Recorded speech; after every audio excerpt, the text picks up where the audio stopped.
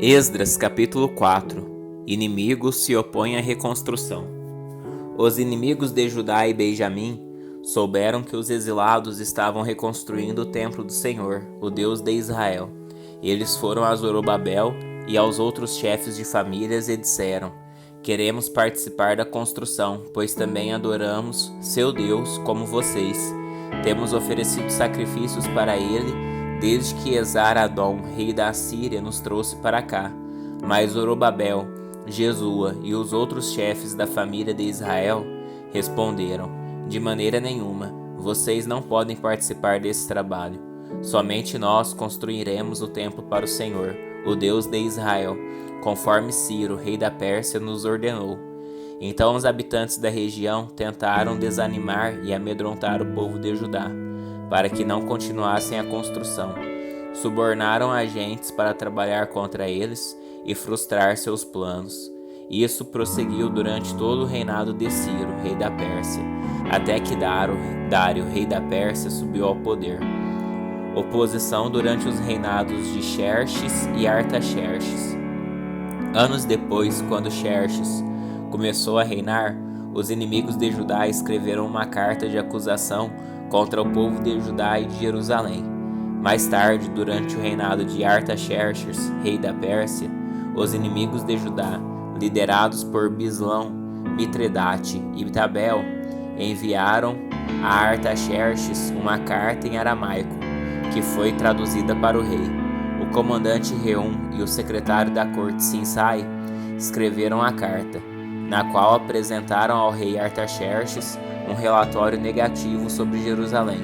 Saudaram o rei em nome de todos os seus colegas, os juízes e as autoridades locais, o povo de Tarpel, os persas, os babilônios e o povo de Ereque e de Susã, isto é, Elão. Também enviaram saudações do restante do povo que o grande e renomado Assurbanipal havia deportado e estabelecido em Samaria e em todas as terras vizinhas da província e a oeste do rio Eufrates. Esta é uma cópia da carta. Ao rei Artaxerxes, de seus súditos leais na província a oeste do rio Eufrates. Informamos ao rei que os judeus que saíram da Babilônia para Jerusalém estão reconstruindo esta cidade rebelde e má. Já restauraram os alicerces e em breve terminarão os muros. É bom o rei saber que se esta cidade for reconstruída e seus muros forem concluídos, haverá grande prejuízo para o tesouro real, pois os judeus se recusarão a lhe pagar tributos, impostos e taxas. Visto que somos seus súditos leais e não desejamos vê-lo desonrado desse modo, enviamos ao rei estas informações. Sugerimos que se faça uma busca no registro de seus antepassados, no qual o rei descobrirá como esta cidade foi rebelde em outros tempos. Aliás, foi destruída por causa de sua longa e problemática história de rebelião contra os reis e as nações que a dominavam. Declaramos ao rei que, se esta cidade for reconstruída e seus muros forem concluídos, o rei perderá a província a oeste do rio Eufrates.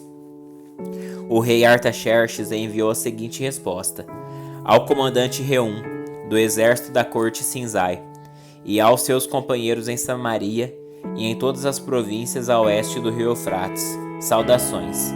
A carta que vocês enviaram foi traduzida e lida para mim.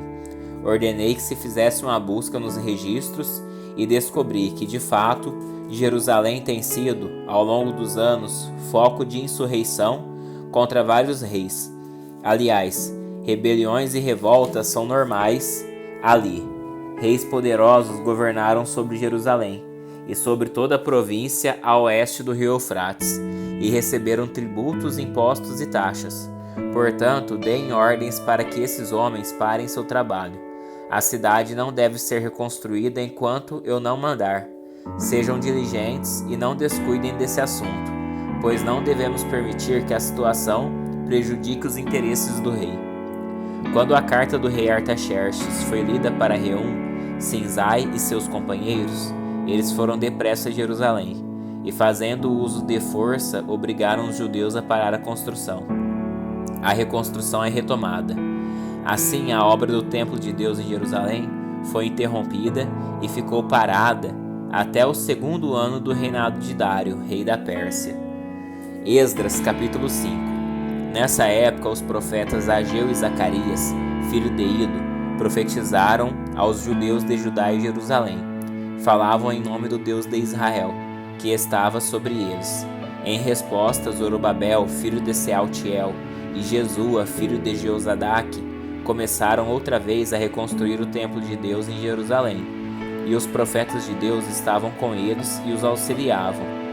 Tatenai, governador da província oeste do rio Eufrates, Setar-Bozenai e seus companheiros foram a Jerusalém e perguntaram: quem lhes deu permissão para reconstruir este templo e restaurar esta estrutura?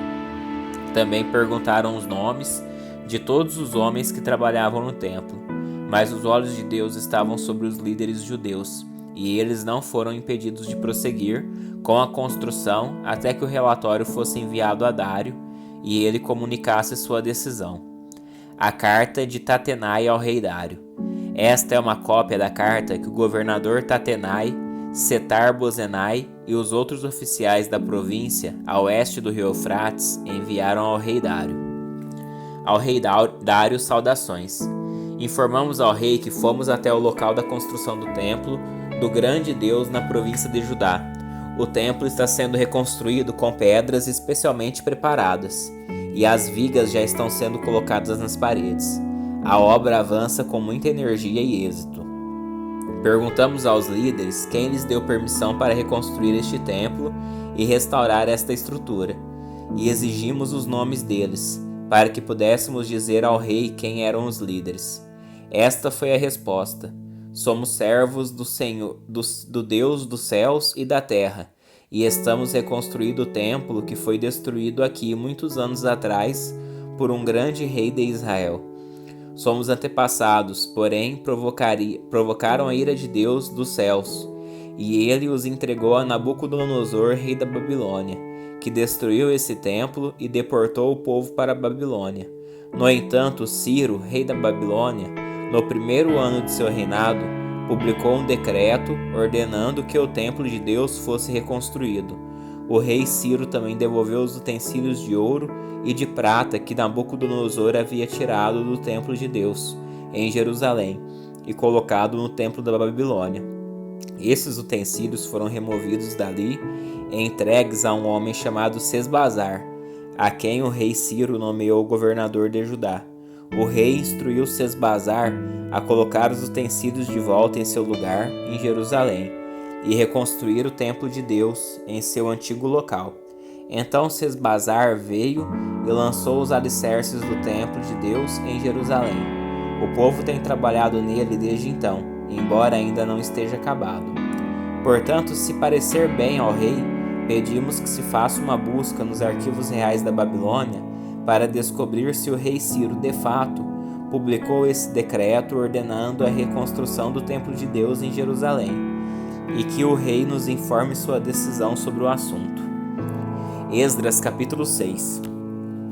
Então o rei Dário ordenou que se fizesse uma busca nos arquivos da Babilônia, que ficavam guardados junto aos tesouros, mas foi na fortaleza de Ecbatana, na província da Média, que se encontrou um documento que dizia: memorando, no 1º ano do reinado do rei Ciro, foi publicado um decreto a respeito do templo de Deus em Jerusalém, que o templo seja reconstruído para ser um local onde se ofereçam sacrifícios, usando os alicerces originais.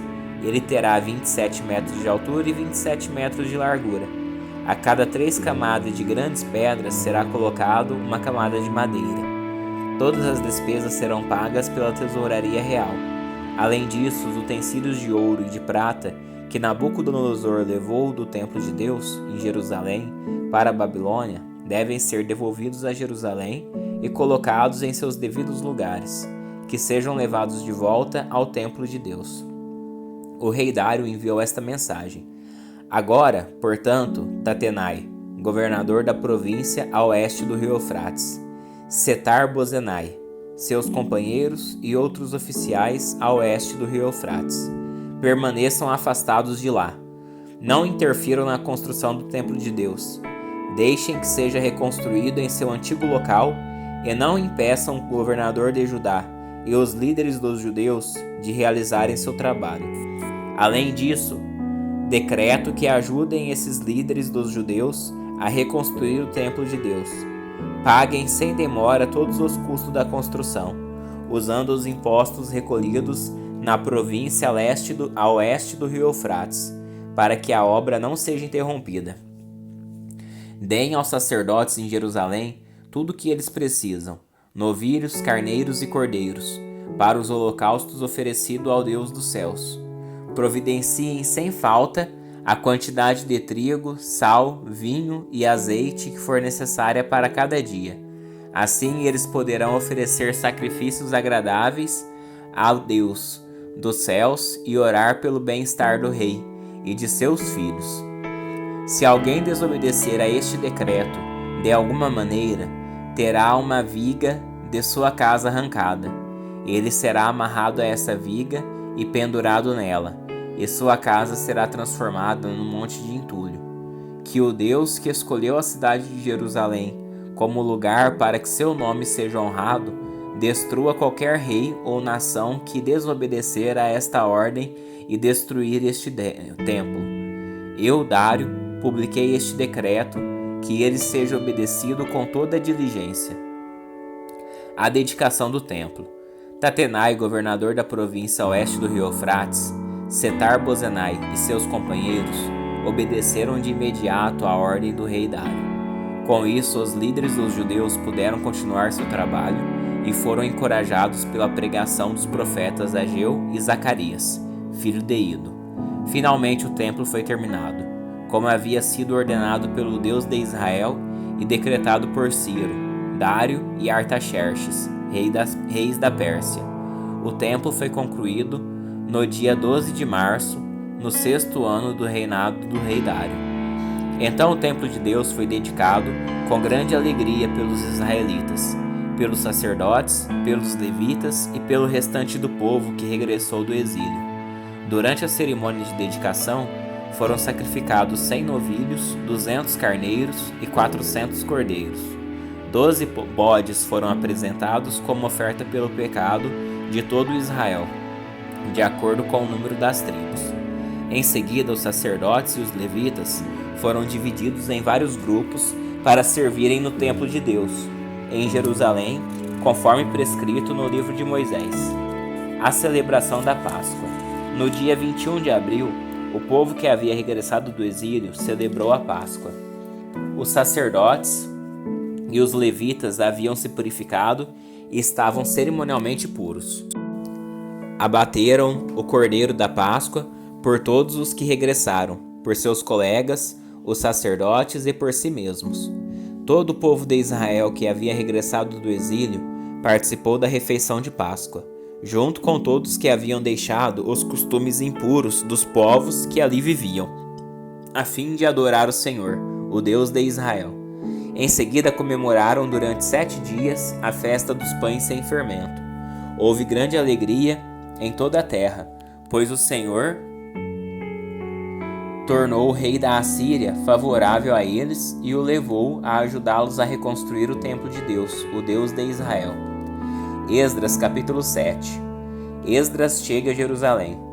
Muitos anos depois, durante o reinado de Artaxerxes, rei da Pérsia, havia um homem chamado Esdras. Ele era filho de Seraías, filho de Azarias, filho de Ilquias, filho de Salum, filho de Sadoque, filho de Aitube, filho de Amarias, filho de Azarias, filho de Meraiote, filho de Zeraías, filho de Uzi, filho de Buque, filho de Abissua, filho de Finéias, filho de Eleazar, filho do sumo sacerdote Arão. Esdras era escriba, conhecedor da lei de Moisés, dada ao povo pelo Senhor, o Deus de Israel. Esdras foi da Babilônia a Jerusalém, e o rei lhe deu tudo o que ele pediu, porque a mão do Senhor seu Deus estava sobre ele. Alguns dos israelitas e também alguns sacerdotes, levitas, cantores, guardas das portas e servidores do templo viajaram com ele para Jerusalém no 7º ano do reinado de Artaxerxes. Esdras chegou a Jerusalém em agosto deste mesmo ano. Partiu da Babilônia em 8 de abril, o primeiro dia do novo ano, e chegou a Jerusalém em 4 de agosto, porque a bondosa mão do Senhor seu Deus estava sobre ele, pois Esdras tinha decidido estudar a lei do Senhor, obedecer a ela e ensinar seus decretos e estatutos ao povo de Israel. A carta de Artaxerxes para Esdras. O rei Artaxerxes tinha dado uma cópia da seguinte carta a Esdras, o sacerdote e escriba, que estudava os mandamentos e decretos do Senhor e os ensinava a Israel.